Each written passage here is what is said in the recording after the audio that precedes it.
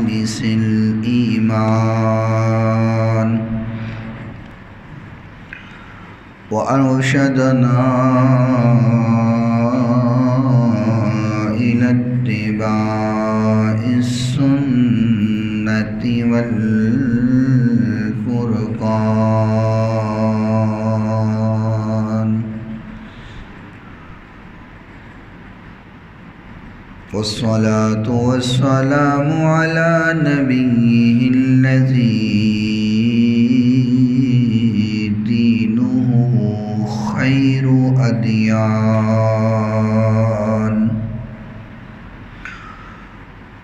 وعلى آله وأصحابه برق الإيمان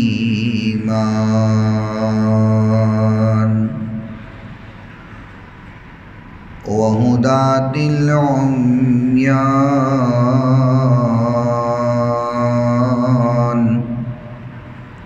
وعلى من تبعهم أو تبع ما تبعهم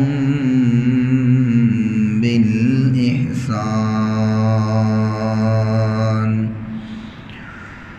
سيما على الإمام الذي فاق الأئمة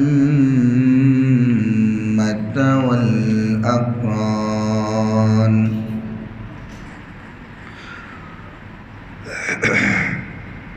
ومبين الضعاف من الصحاح والحسان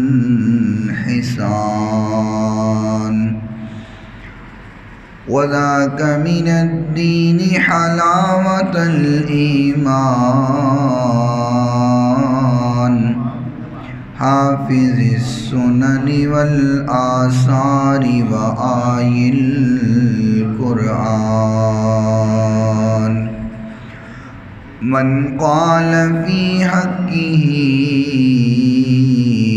سيد الإنس والجان ونشهد أن لا إله إلا الله وحده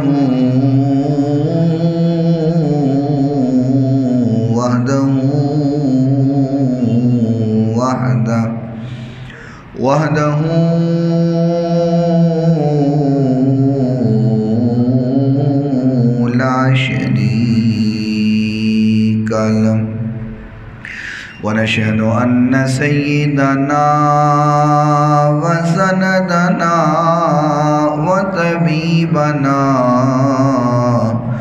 وطبيب قلوبنا شفيعنا وشفاء صدورنا رؤوفنا ورحيمنا وكريمنا وقرآننا وياسيننا وفرقاننا وهادينا ومرشدنا محمد صلى الله تعالى عليه وسلم عبده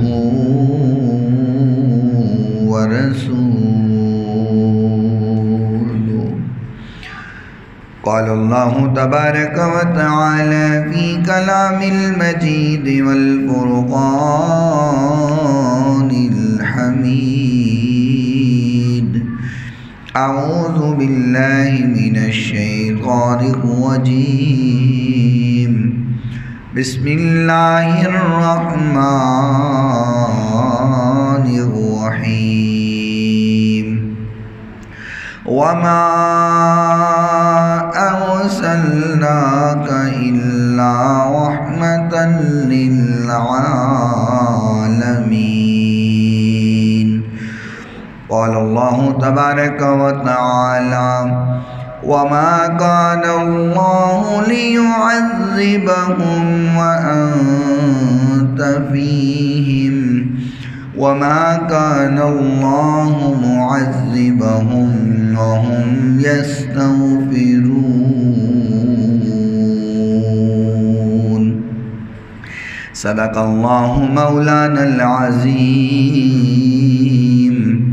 وصدق رسوله النبي الكريم الأمين الرؤوف الرحيم إن الله وملائكته يصلون على النبي يا أيها الذين آمنوا صلوا عليه وسلموا تسليما الصلاة والسلام عليك يا سيدي يا رسول الله الصلاة والسلام عليك يا سيدي يا حبيب الله الصلاة والسلام عليك يا سيدي يا رحمة للعالمين وعلى آلك وصحابك يا سيدي يا شفيع المذنبين مولاي صل وسلم دائما أبدا على حبيبك خير الخلق كلهم محمد سيد الكونين والثقلين والفريقين من عرب ومن عجم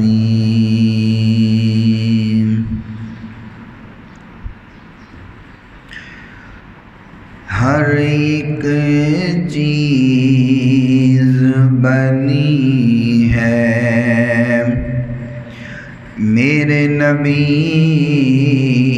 کے لیے ہر ایک چیز بنی ہے میرے نبی کے لیے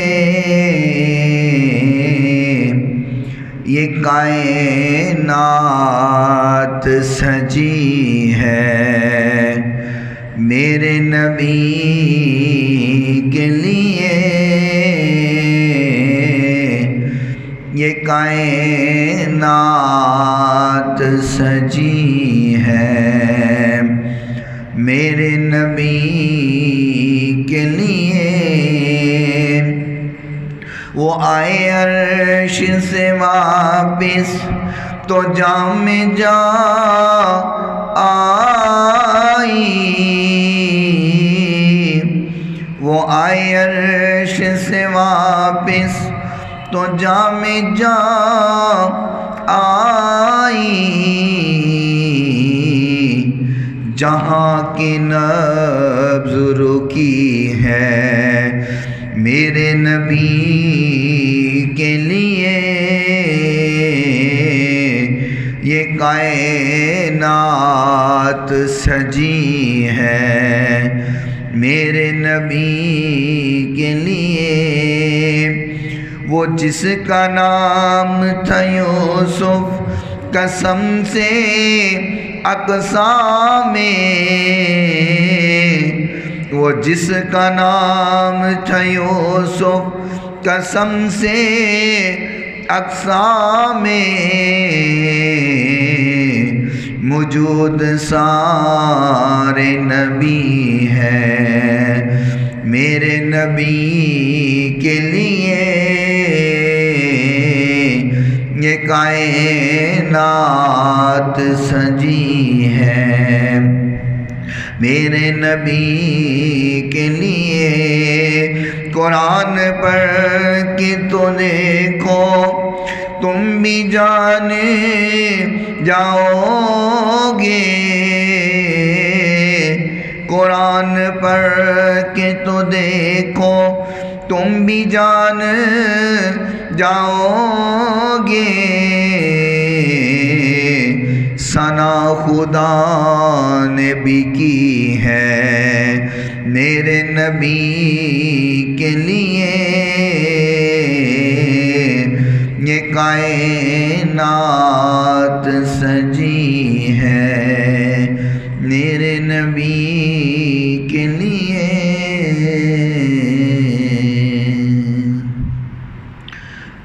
عبادت کے لائق نہیں سوائے اللہ تعالیٰ کے، جو اللہ تعالیٰ نے چاہا ہمیشہ وہی ہو کے رہا اور وہی ہو کے رہے گا۔ ریت کے ذرات سے زیادہ، پانی کے قطرات سے زیادہ، درختوں کے پتوں سے زیادہ درود لامحدود آقائے نامدار پیکر حسن و جمال، صاحب شرف و کمال اور پوری کائنات کے سردار حضرت سیدہ آمینہ کے لال، شیما کے ویر، رب کے حبیب، جگ کے حبیب حضرت محمد الرسول اللہ صلی اللہ تعالی علیہ وآلہ وصحبہ وسلم کی ذات گرامی کے لیے، آپ کی پاکیزہ آل کے لیے، آپ کے اصحاب کے لیے اور صبح قیامت تک آپ سے محبت کرنے والوں، عشق کرنے والوں، پیار کرنے والوں پہ اللہ تعالیٰ اپنی کروڑوں اربوں کھربوں رحمتوں برکتوں کا نزول فرمائے۔ اور آج کے اس مختصر وقت میں جس بات کو آپ حضرات کے گوش گزار کیا جائے، بیان کرنے کے بعد خالق کائنات سب سے پہلے مجھے اور سننے کے بعد آپ تمام حضرات کو عمل پیرا ہونے کی توفیق عطا فرمائے۔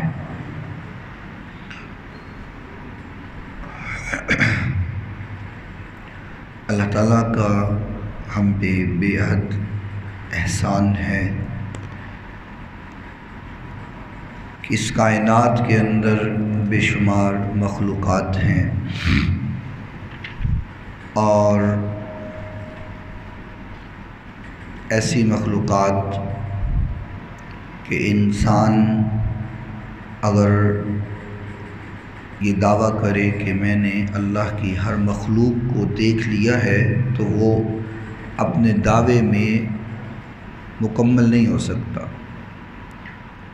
ایسی مخلوقات اللہ کی اس روح زمین پر ہیں کہ ہم اس کو دیکھ نہیں سکتے یا ہم نے مکمل کو دیکھا نہیں۔ تو اللہ کا شکر ہے کہ اتنی مخلوقات میں اللہ نے ہمیں انسان بنایا ہے۔ اگر اللہ ہمیں کوئی جانور بنا دیتا، کوئی گھوڑا بنا دیتا، گدھا بنا دیتا یا کوئی جنگلی جانور بنا دیتا تو ہم اللہ سے کیا جھگڑ سکتے تھے؟ ہم کچھ بھی نہیں کر سکتے تھے۔ یہ اللہ کا ہم پہ احسان ہے کہ اللہ نے تمام مخلوقات کے جو شمار نہیں کی جا سکتی، گنتی میں آ نہیں سکتی، اتنی مخلوقات میں سب سے بہتر اور اشرف جو مخلوق ہے انسانوں میں ہمیں پیدا کیا ہے۔ یہ اللہ کا ہم پہ بڑا احسان ہے۔ اور انسان بنا کر پھر اللہ نے ہم پہ یہ احسان کیا کہ ہمیں اللہ نے ہندو نہیں بنایا، ہمیں عیسائی نہیں بنایا، ہمیں سکھ نہیں بنایا، ہمیں مجوسی نہیں بنایا، ہمیں اپنے پاک پیغمبر علیہ الصلاۃ والسلام کا امتی بنایا ہے۔ ہم اللہ کا صرف یہی شکر ادا کرنے لگ جائیں تو ہم یہ بھی صحیح معنوں میں شکر ادا نہیں کر سکتے۔ اگر اللہ عیسائی بنا دیتا تو ہم کیا کر سکتے تھے؟ سکھ کے گھر میں پیدا کر دیتا ہم کیا کر سکتے تھے؟ یہودی کے گھر میں پیدا ہو جاتے ہم کیا کر سکتے تھے؟ ہمارے بس میں تو کچھ نہیں ہے۔ ہمارے بس میں تو اپنی مرضی سے پیدا ہونا نہیں ہے۔ لیکن اللہ کا احسان ہے، اللہ نے ہمیں اپنے محبوب پیغمبر کا امتی بنایا ہے۔ اور یہ اتنا بڑا احسان ہے کہ پہلی امتوں کا اگر جائزہ لیا جائے، آپ اور میں اگر پہلی امتوں کی ہم ہسٹری پڑھیں، ان کی تاریخ پڑھیں، تو ان امتوں کو کسی نہ کسی ایک گناہ کے اوپر عذاب دے دیا گیا، ایک گناہ پر بس۔ میں تفصیل میں نہیں جاؤں گا وگرنہ تفصیل میں پورا وقت گزر جائے گا۔ ایک گناہ پر اللہ نے عذاب دے دیا۔ ایک قوم اس لیے تباہ ہوئی کہ وہ ناپ تول میں کمی کرتی تھی، اللہ نے ان کو عذاب دے دیا، تباہ کر دیا۔ ایک قوم اس لیے تباہ ہوئی کہ وہ جھوٹ بولتی تھی، اللہ نے ان کو عذاب دے دیا، تباہ کر دیا۔ ایک قوم اس لیے تباہ ہوئی کہ عبادت والے دن وہ پھر مچھلیاں پکڑتے تھے، اللہ نے عذاب دے کے تباہ کر دیا۔ غرض یہ کہ ایک گناہ کے اوپر جن امتوں اور قوموں کو عذاب دے کر اللہ نے تباہ و برباد کیا، آج وہ سارے کے سارے گناہ ہم میں موجود ہیں، لیکن عذاب نہیں آ رہا، ہم پہ عذاب مسلط نہیں کیا جا رہا، حالانکہ سارے گناہ ہم میں موجود ہیں۔ جن گناہوں کی ایک کی وجہ سے پوری کی پوری قوم تباہ ہوئی، ہم میں وہ سارے کے سارے موجود ہیں، لیکن عذاب نہیں آ رہا۔ اس کی وجہ کیا ہے؟ سبب کیا ہے؟ ہمیں اللہ نے اتنی مہلت کیوں دے دی ہے؟ اتنی ڈھیل کیوں دے دی ہے؟ خالق کائنات نے قرآن مجید فرقان حمید میں فرمایا، ابو جہل نا ایک دن حضور نبی کریم صلی اللہ علیہ وسلم سے بحث پڑ گیا۔ پتہ چلتا ہے بحث کرنا کام ابو جہلوں کا ہی ہوتا ہے، ایمان والوں کا کام بحث کرنا نہیں ہوتا۔ ان کو دین کی بات بتائی جائے تو وہ فوراً اس کو تسلیم کر کے ابو بکر صدیق بن جاتے ہیں، اور جنہوں نے دین کو نہ ماننا ہو وہ بحث میں لگ جاتے ہیں، پھر بھی دلیلیں لے کر ابو جہل ہی رہتے ہیں۔ بحث میں پڑ گیا، کہنے لگا کہ آپ کہتے ہیں سچے نبی ہیں، ہم جھوٹے ہیں، تو پھر اللہ سے کہو ہم پہ عذاب ڈالے، ہم پہ عذاب بھیجے۔ اب میرا محبوب پیغمبر تو عذاب کی دعائیں کرنے والا تو نہیں ہے نا، حالانکہ حضور نبی کریم صلی اللہ علیہ وسلم پر جس قدر ظلم و زیادتی ہوئی کہ صحابہ اکرام کہنے لگے یا رسول اللہ اب ان کے لیے کر دینا بد دعا، انہوں نے اتنا آپ کو تنگ کیا ہے، اتنا ستایا ہے، اتنا پریشان کیا ہے، حضور آپ ان کے لیے بد دعا کیوں نہیں کرتے؟ حالانکہ حضور کا خون بہہ رہا ہے، جسم سے خون جاری ہے۔ صحابی کہتے ہیں یا رسول اللہ آپ ان کے لیے بد دعا کر دیں، تو حضور نے یوں ہاتھ اٹھائے۔ جب ہاتھ اٹھائے تو صحابی کہتے ہیں میں نے دل میں سوچا کہ اب تو یہ قوم ہوئی تباہ، یہ تو برباد ہوئی، کیونکہ حضور نے ہاتھ اٹھا لیے ہیں، اور جب نبی نے ہاتھ اٹھائے ہیں تو تباہ و برباد ہو گئی وہ قوم۔ حضور نے جب ہاتھ اٹھائے، صحابی سوچ رہے ہیں اب حضور بد دعا کریں گے اور یہ قوم تباہ و برباد ہو جائے گی۔ میں قربان جاؤں بد دعا کے مکھڑے والے نبی پر، جب ہاتھ اٹھائے تو کیا کہا؟ اللہم اغفر لقومی فإنہم لا یعلمون، اللہ ان کو معاف کر دے، یہ مجھے جانتے ہی نہیں ہیں۔ اللہ ان کو پتہ ہوتا میں کون ہوں تو یہ ظلم و زیادتی نہ کرتے، ان کو معاف کر دے، یہ مجھے نہیں جانتے، ان کو تعارف نہیں ہے میرا نبی تو وہ ہے۔ ابو جہل کہنے لگا آپ کہیے اللہ سے کہ عذاب بھیجے مجھ پر، اور اتنا اس نے اصرار کیا کہ محبوب کائنات علیہ السلام نے دل میں اللہ سے یہ بات کہی کہ اللہ اگر یہ کہہ رہا ہے تو پھر اس کی خواہش کر دے نا پوری، اس کی خواہش پھر پوری کر دے۔ ابھی حضور کے دل میں یہ خیال آیا تو خالق کائنات نے قرآن نازل فرما دیا، فرمایا میرے محبوب سے کہیے وَمَا كَانَ اللَّهُ لِيُعَذِّبَهُمْ وَأَنْتَ فِيهِمْ، میرے نبی سے کہیے میرے محبوب جہاں پر آپ موجود ہوں وہاں اللہ کا عذاب نہیں آیا کرتا۔ حضور جہاں موجود ہوں ہمیں وہاں اللہ کا عذاب نہیں آتا، اللہ عذاب نہیں بھیجتا۔ میرے نبی آپ چونکہ یہاں پہ موجود ہیں، پتہ یہ چلا کہ آج اگر ہم عذاب سے بچے ہوئے ہیں، سزاؤں سے بچے ہوئے ہیں، اس کی صرف یہ ایک وجہ ہے کہ ہمارے دل میں حضور موجود ہیں۔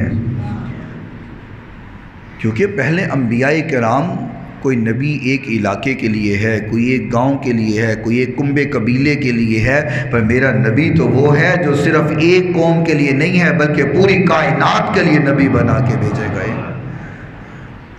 اور پھر صرف کائنات کے انسانوں کے لیے نہیں بلکہ ہر جانور، ہر چرند، ہر پرند کے لیے میرا محبوب پیغمبر علیہ السلام نبی بن کر کے آئے، اور نبی بھی ایسے کہ جس کے بارے میں خالق کائنات کہے وَمَا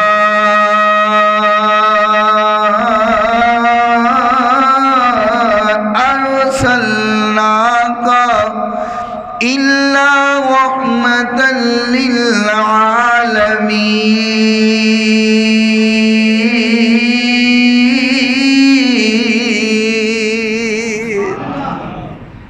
وہ نبی جو رحمت بن کر کے آیا ہے، جو جب بھی ہاتھ اٹھائے تو رحمت ہی رحمت برسے۔ اللہ اکبر۔ اور کیسی رحمت؟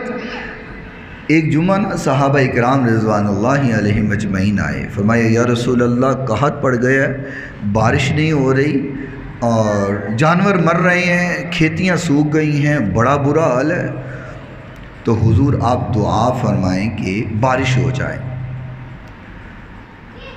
تو محبوب کائنات علیہ السلام نے ہاتھ اٹھا لیے، اللہ کے سامنے میرے محبوب نے ہاتھ اٹھائے، حضور نے ہاتھ اٹھا کے کہا اللہ ان کو بارش کی ضرورت ہے، بارش عطا فرما دے۔ ابھی میرے محبوب پیغمبر علیہ السلام کے ہاتھ نیچے آئے نہیں تھے، ابھی ہاتھ بلندے، آقا نے ہاتھ نیچے نہیں کیے، ادھر سے کالی گھٹائیں آ گئی۔ حضور نے ابھی ہاتھ نیچے نہیں کیے، بادل آ گئے، یوں کالی گھٹائیں چھا گئی، اور جیسے ہی بادل آئے آسمان پہ اندھیرا چھایا، بارش شروع ہو گئی۔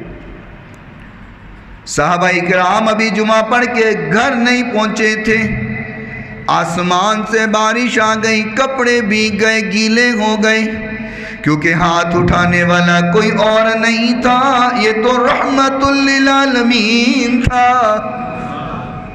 حضور نے ہاتھ اٹھائے، بارش ہو گئی، جمعہ بھی بارش، ہفتہ بھی بارش، اتوار بھی بارش، سوموار بھی بارش، منگل بھی بارش، بدھ بھی بارش، جمعرات بھی بارش، جمعہ پھر آ گیا۔ صحابی کھڑا ہوا، کہا یا رسول اللہ اب تو اتنی بارش ہو گئی ہے کہ اب تو ہماری کھیتیاں بہنے لگی ہیں، اللہ سے دعا کرے اللہ بس کر، اور بارش نہیں چاہیے۔ میرے نبی نے پھر ہاتھ اٹھا لیے اور دعا کی۔ یہاں چاہنے والا حضور کا عاشق یوں بولا کہ اللہ اکبر، یوں کلام کرنے لگا، یوں بات کرنے لگا، اے اللہ میرے محبوب جب ہاتھ اٹھاتے ہیں تو ہوتا کیا ہے، نظارہ کیا بنتا ہے۔ اللہ اکبر، حضور نے یوں ہاتھ اٹھا کر کے دعا کر دی ہے۔ آقا نے فرمایا اللہ بس ہو گئی، بارش بہت زیادہ ہو گئی ہے، یہ پہاڑوں میں جا کر کے برسے، دور دراز علاقوں میں جا کر کے برسے۔ آقا یوں اشارہ کرتے جا رہے ہیں، بادل پھٹتے جا رہے ہیں، بادل پھٹتے جا رہے ہیں۔ اجابت کا سہرا، عنایت کا جوڑا، دلہن بن کے نکلی دعائے محمد۔ حضور جب دعا کرتے ہیں اجابت کا سہرا، عنایت کا جوڑا، دلہن بن کے نکلی دعائے محمد اجابت نے جھک کر گلے سے لگایا، اجابت نے جھک کر گلے سے لگایا، بڑے ناز سے جب دعائے محمد۔ علماء کہتے ہیں کہ جب ہم دعا کرتے ہیں نا، اللہ سے کچھ مانگتے ہیں، کچھ طلب کرتے ہیں، ہماری دعا اجابت پہ پہنچتی ہے، وہاں پہ چیک ہوتی ہے کہ یہ دعا کرنے والا شخص ہے، یہ جھوٹا تو نہیں ہے، یہ بے ایمان تو نہیں ہے، اس نے نمازیں تو نہیں چھوڑی ہوئی۔ ہماری دعا اجابت پہ چیک ہوتی ہے۔ اگر ہمارے اعمال ٹھیک ہیں، دعا ٹھیک ہے، تو پھر وہ قبولیت کے مقام کو پہنچتی ہے۔ لیکن جب حضور دعا کرتے ہیں تو وہ اجابت پہ نہیں جاتی، بلکہ اجابت خود نیچے لینے آ جاتی ہے۔ یہ حضور کی دعا ہے۔ اور خالق کائنات نے فرمایا، میرے محبوب پیغمبر، جہاں پر آپ موجود ہوں، جہاں پر آپ کی موجودگی ہو، وہاں پر اللہ عذاب نہیں کرتا، اور جب عاشقوں کے دل میں حضور موجود ہوں پھر عذاب آ کیسے سکتا ہے؟ اللہ اکبر۔ اور حضرت مولا علی مشکل کشا شیر خدا رضی اللہ تعالی عنہ فرماتے ہیں، توجہ کرنا، فَمَا قَالَ كُنْتُ مَعَ النَّبِيِّ بِمَكَّةِ، مولا علی فرماتے ہیں میں حضور کے ساتھ مکے کے گرد و نواح میں جا رہا تھا، مکے کے گرد و نواح میں پھر رہا تھا، میں حضور کے ساتھ تھا۔ وَمَا فَخَرَجْنَا فِي بَعْدِ نَوَاحِيهَا فَمَا اسْتَقْبَلَهُ جَبَلٌ وَلَا شَجَرٌ إِلَّا وَهُوَ يَقُولُ السَّلَامُ عَلَيْكَ يَا رَسُولَ اللَّهِ۔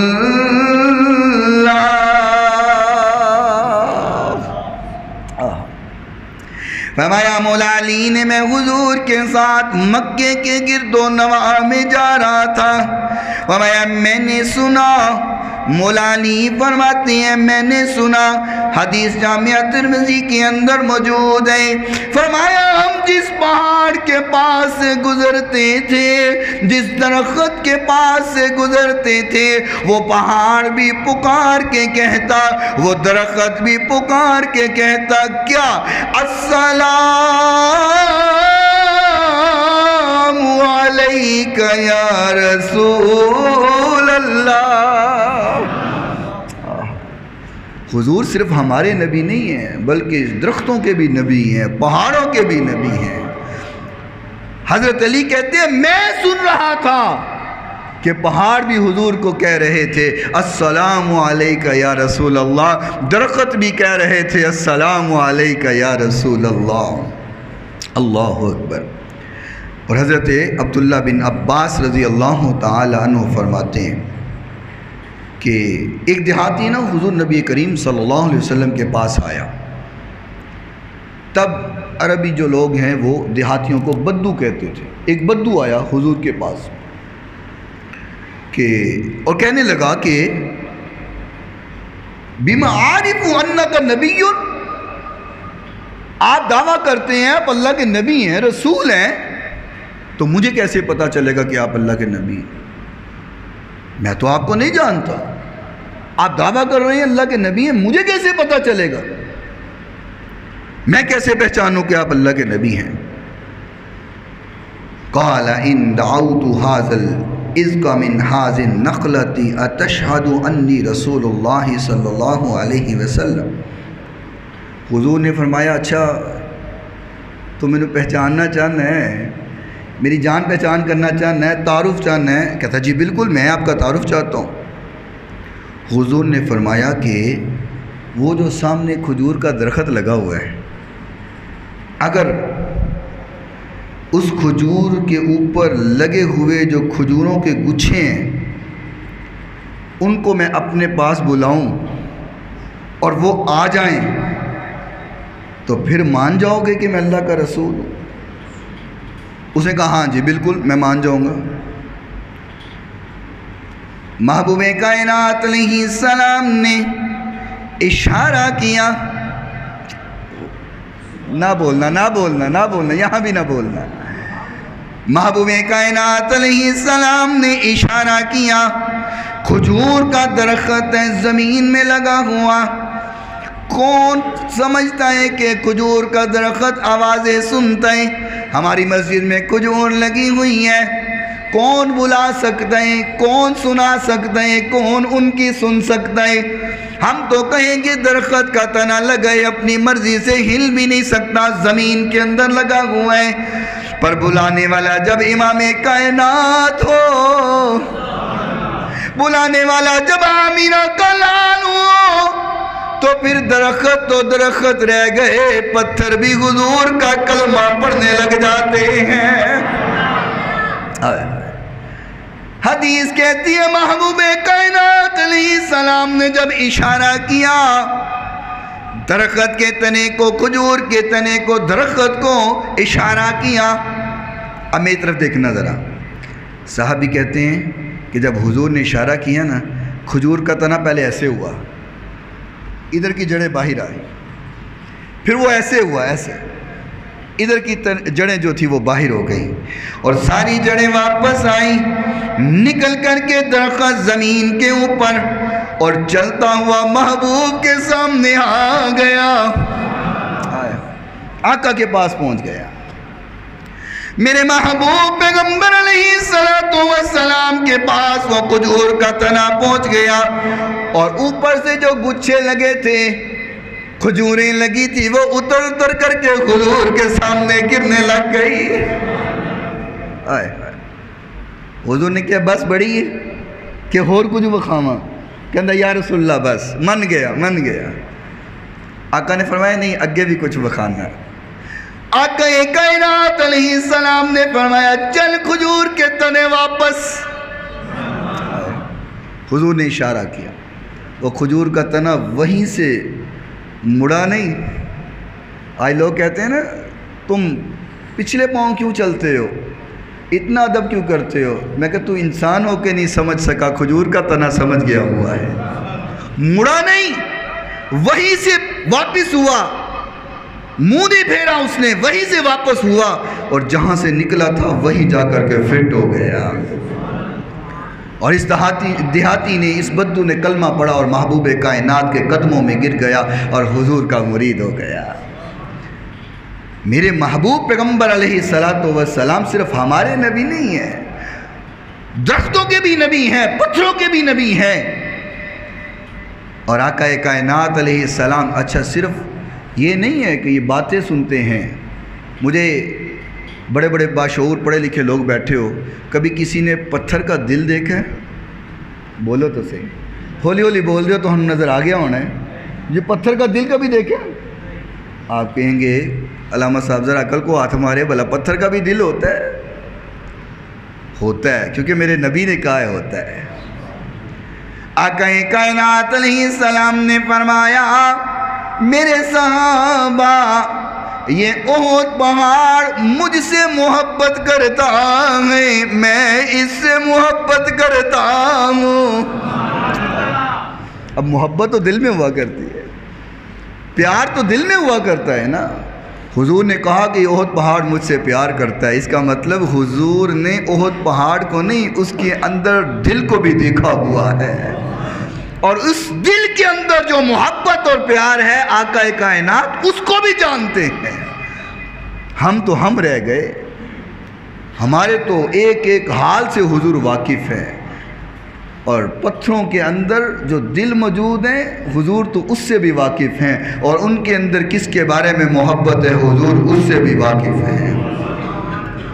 اور یہی وجہ ہے کہ حضور کے فراق میں صحابہ تو روئے ہی، کھجور کے تنے بھی رونے لگ گئے، کھجور کے تنے بھی آنسو بہانے لگ گئے۔ آقا کائنات علیہ السلام، بخاری شریف کی حدیث امام بخاری نے اس کو 3584 پہ نقل فرمایا۔ حضرت جابر بن عبداللہ رضی اللہ تعالیٰ عنہ اس حدیث کے راوی ہے۔ فرمایا محبوب کائنات علیہ السلام جب خطبہ ارشاد فرمایا کرتے تھے، صحابہ سے محو گفتگو ہوا کرتے، اللہ کا پیغام سنایا کرتے، تو محبوب کائنات کھجور کا جلا ہوا، کھجور کا سوکھا ہوا تنا جس کے اوپر پتے بھی نہیں ہیں، کھجورے بھی نہیں ہیں، بس سوکھ گیا ہوا تنا، محبوب کائنات یوں ٹیک لگا کر کے خطبہ ارشاد فرماتے، ٹیک لگا کر کے آقا کائنات علیہ السلام خطبہ ارشاد فرمایا کرتے۔ تو صحابہ کرام نے فرمایا کہ یا رسول اللہ اگر آپ اجازت دیں تو ہم ایک نیا ممبر تیار کر دیں، آپ تھک جاتے ہیں یوں ٹیک لگا کر بیان کرتے کرتے، اور حضور کا پھر بیان بھی ایسا ہوتا تھا، ایسا تھوڑی ہوتا تھا کہ تھوڑا سا بیان لمبا ہو جائے تو صحابہ گھڑیاں دیکھنے لگ جائیں، ایسا نہیں ہوتا تھا۔ حضور یوں بیان نہیں کرتے، نہ صحابہ یوں سنتے تھے۔ حضرت ابو ذر غفاری رضی اللہ تعالیٰ عنہ فرماتے ہیں ایک دن حضور نے فجر کے بعد بیان شروع کیا، ہم سن رہے تھے، حضور بیان کر رہے تھے، سنتے سنتے حضور کو بیان کرتے کرتے ظہر کا وقت ہو گیا، ظہر کی نماز ادا کی، پھر بیان شروع ہو گیا، حتیٰ کہ عصر ہو گئی، فرمایا حضور نے عصر کی نماز پڑھائی، پھر بیان شروع کر دیا، مغرب ہو گئی، مغرب کی نماز پڑھائی، پھر بیان شروع کر دیا، عشاء ہو گئی اور رات کا وقت بیتتا گیا۔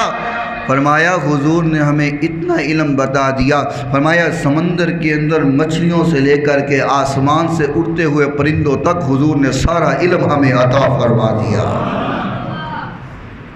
میں تو اکثر ان لوگوں سے سوال کرتا ہوں جو کہتے ہیں حضور کو دیوار کے دوسری سائڈ کا پتہ نہیں ہے، میں نے کہا حضور نے تو زمین و آسمان کی خبریں دے دی ہیں، بلکہ زمین و آسمان کی نہیں، قیامت تک کے آنے والے معاملات کی حضور نے خبریں دے دی ہیں، اور جب سے دنیا بنی ہے حضور نے تو سارے خبریں دے دی ہیں، تو دیوار کے پیچھے کی بات کر رہا ہے۔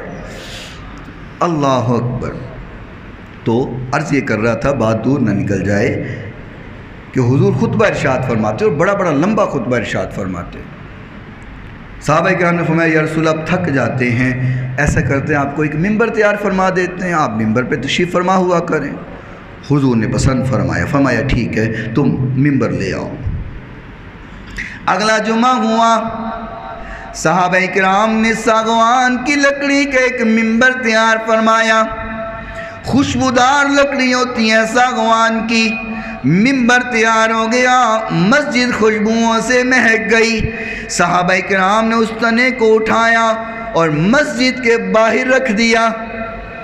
حضور نبی کریم صلی اللہ علیہ وسلم تشریف لائے، آقا کائنات ممبر پر تشریف فرما ہو گئے، ابھی ممبر پر بیٹھے تھے، ابھی گفتگو شروع کی تھی، تو باہر سے رونے کی آواز آئی، نہ بولیے گا، نہ بولیے گا، یہاں بھی نہ بولیے گا، رونے کی آواز آئی، اور صحابہ فرماتے ہیں یوں چیخو پکار کی آواز آ رہی تھی جیسے کوئی اونٹنی بچہ جنتے ہوئے چیخیں مار رہی ہوتی ہے، اور بعض صحابہ فرماتے ہیں یوں رونے کی آواز آ رہی تھی جیسے کوئی چھوٹا بچہ اپنی ماں سے بچھڑ جائے تو چیخیں مار مار کر کے روتا ہے۔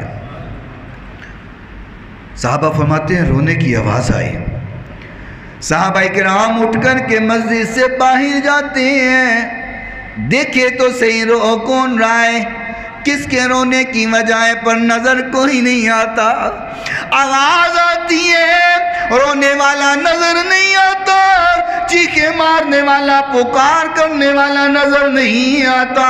صحابہ واپس آ جاتے ہیں، حضور نے فرمایا میرے صحابہ وجہ کیا ہے، کیا وجہ ہے، کیوں جاتے ہو آتے ہو؟ یا رسول اللہ کسی کے رونے کی آواز آ رہی ہے پر رونے والا نظر نہیں آتا۔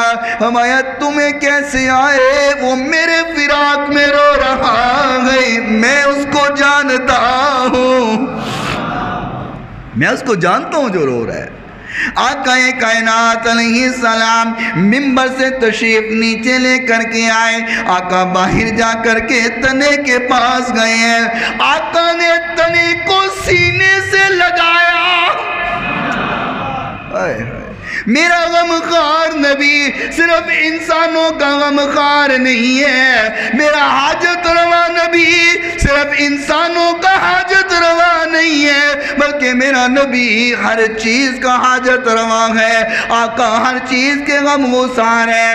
آقا نے کھجور کے تنے کو سینے سے لگایا. صحابہ فرماتے ہیں جب حضور نے تنے کو سینے سے لگایا، تنا اسی طرح آہستہ آہستہ آہستہ رونا چپ ہو گیا. یہ آہستہ آہستہ کا مطلب پتہ کیا ہے؟ بچہ اونچی اونچی رو رہا ہو تو جب ماں اس کو اٹھاتی ہے تو بچہ یکدم تھوڑی چپ کر جاتا ہے. پہلے آواز کم ہوتی ہے، پھر رونا چپ کرتا ہے، پھر ہچکیاں بند ہوتی ہیں، ہچکیاں لیتا لیتا لیتا پھر وہ چپ کر جاتا ہے. صحابہ فرماتے ہیں اسی طریقے سے وہ تنا بھی چپ ہوا تھا. تو میرے نبی تو ہر چیز کے نبی ہیں کہ تنا بھی حضور کے فراق میں روئے. آقا کائنات علیہ السلام نے فرمایا کھجور کے تنے اگر تو کہے تو میں تیرے لیے دعا کروں، اللہ تجھے کھجوریں لگا دے، تو ہرا بھرا ہو جائے، قیامت تک تجھے کھجوریں لگتی رہیں، مسلمان تیری کھجوریں کھاتے رہیں، کیا دعا کر دوں؟ وہ کہنے لگا یا رسول اللہ اگر یہ جدائی اب ختم نہیں ہونی، آپ نے دوبارہ میرے ساتھ ٹیک لگا کر کے خطبہ ارشاد نہیں فرمانا، تو پھر یہ دعا نہ کریں کہ مجھے کھجوریں لگ جائیں، میں قیامت تک کھجوریں دوں، بلکہ یہ دعا کریں اللہ جنت میں مجھے آپ کا ساتھ عطا فرما دے. کھجور کا تنا بھی حضور کا ساتھ مانگتا ہے، جنت میں حضور کے ساتھ جانا چاہتا ہے. آقا کائنات علیہ السلام نے فرمایا میرے صحابہ اس کھجور کے تنے کو زمین میں دفنا دو، کل قیامت کے روز اللہ جنت میں اس کو کھجوریں لگائے گا اور اس کی کھجوروں سے سب سے پہلے ہماری میزبانی فرمائے گا. تو حضور تو ہم سے اتنی محبت کرتے ہیں، حضور سب کے نبی ہیں، اور آج اگر ہم عذاب سے بچے ہوئے ہیں، میں نے شروع میں عرض کیا یہ حضور کی محبت ہے جو ہمیں عذاب سے بچائی ہوئی ہے. اللہ تعالیٰ سے ہی معنوں میں آقا کائنات علیہ السلام سے محبت کرنے کی توفیق عطا فرمائے. وآخر دعوانا ان الحمد للہ رب العالمین.